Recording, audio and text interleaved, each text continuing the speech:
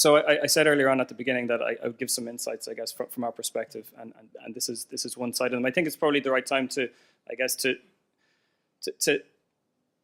set out the fact that, I guess, first of all, it's not a case of human versus machine when it comes to machine translation, right?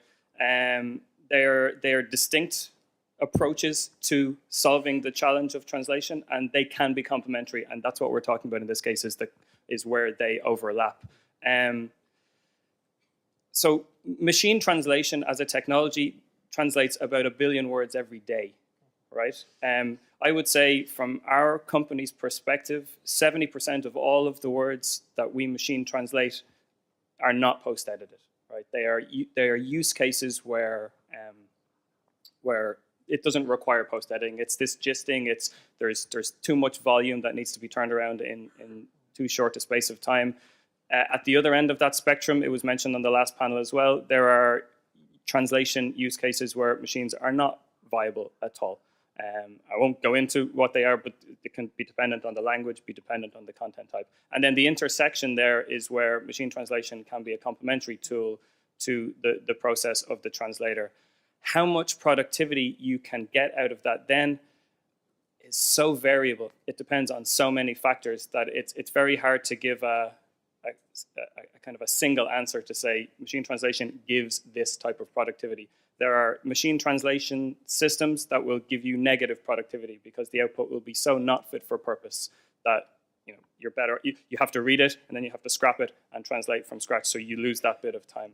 There will be other systems that will produce perfect output in some cases and less so in other cases, and so you maybe get, I'm not going to give a percentage because I don't want to be quoted on a percentage, but you will get some.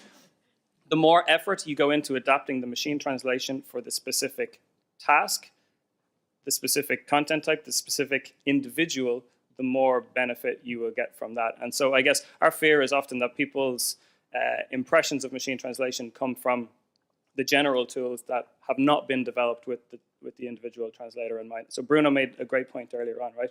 There are certain types of errors that an MT system will make that it doesn't matter to be able to understand the document. However, if someone is revising that, editing that, that could be the type of issue that will impact the productivity. And so if you're going to, so let's call that a bug in the machine translation, that's not a bug from the information purposes use case. And so the developer is not going to try and fix that. If you try to fix that for the translator who's using it, you will see the benefits of that.